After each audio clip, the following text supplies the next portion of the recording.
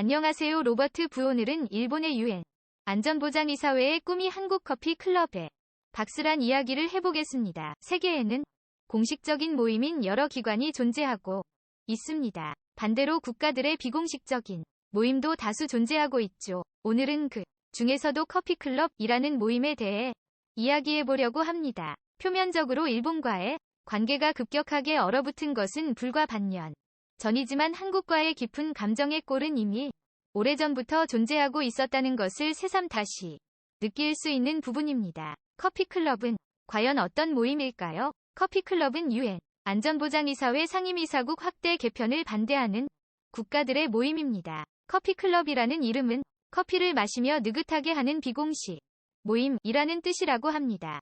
커피클럽은 1998년 제50차 유엔 총회 당시 한국과 멕시코, 스페인, 이탈리아, 아르헨티나 등의 주도로 결성되었는데요. 결성 당시 가입국은 17개국이었죠. 지리학적으로 이 나라들은 딱히 붙어있지도 않고 정치적, 경제적으로도 공통점을 찾을 수 없는 조합입니다. 하지만 이 나라들은 한 가지 이슈에 있어서만큼은 집요할 만큼 똘똘 뭉치는 경향이 있다고요. 이 국가들은 일본을 비롯하여 독일과 인도, 브라질 등포국가의 안보리 상임이사국 진출을 반대하며 쥐포에게 거부권이 없는 준상임이사국 지위를 부여하자고 주장하고 있습니다. 이유는 무엇일까요? 상임이사국이 되면 안보리 안건에 대한 거부권을 가지게 됩니다. 이로써 외교적인 파워에 있어 그렇지 않은 국가들과 차이가 벌어지게 될 수 있겠죠. 즉, 국제무대에서 큰 영향력을 행사할 수 있게 되는 것입니다. 때문에 쥐포 국가와 경쟁관계에 있는 주변 국가들이 4개국의 진출을 막기 위해 결속을 하게 됩니다. 현재 상임이사국은 미국과 러시아, 중국, 영국, 프랑스의 5국가입니다. 일본 그리고 독일, 브라질, 인도는 현재 세계 정세가 과거와 다르다며 새로운 상임이사국을 추가해야 한다고 강력하게 주장하고 있습니다. 상임이사국이 선출되는 방식은 투표입니다. 상임이사국이 되려면 기존 상임이사국 5국가의 만장일치 찬성이 필요한데요.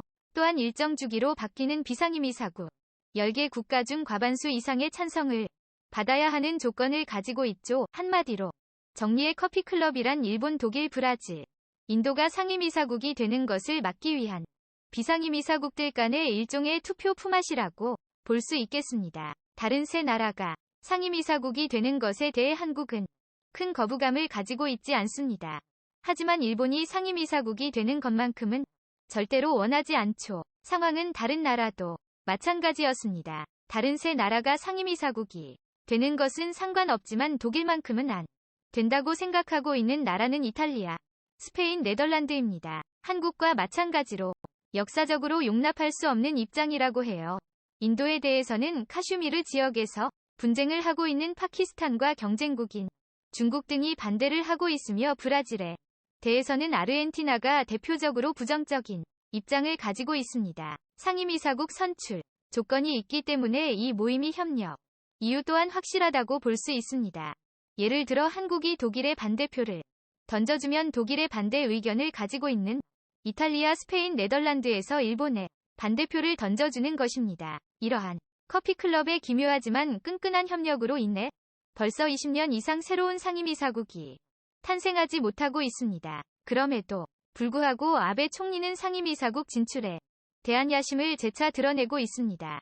아베 총리는 지난 2015년 9월 뉴욕 유엔 본부에서 열린 토론에서 세계 평화를 위해 그간 일본이 기울인 노력을 설명하며 안보리 상임이사국이 되고 싶다는 뜻을 밝혔습니다. 전번국이라고 해서 상임이사국이 될 수 없다는 조건은 없지만 일본은 과거 역사에 관련하여 큰 걸림돌을 가지고 있습니다. 어떻게든 과반수의 찬성을 얻어내고 싶다면 역사 문제에 대해 인정하고 진정한 사과부터 시작해야 하지 않을까요? 현재 일본과 한국의 관계를 살펴보더라도 아베 총리의 야심은 아무래도 이뤄지지 않을 것 같습니다. 오늘 영상은 여기서 마치겠습니다. 마지막까지 봐주셔서 정말 감사합니다. 더 새롭고 유익한 내용으로 찾아뵙은 로버트 부 되겠습니다.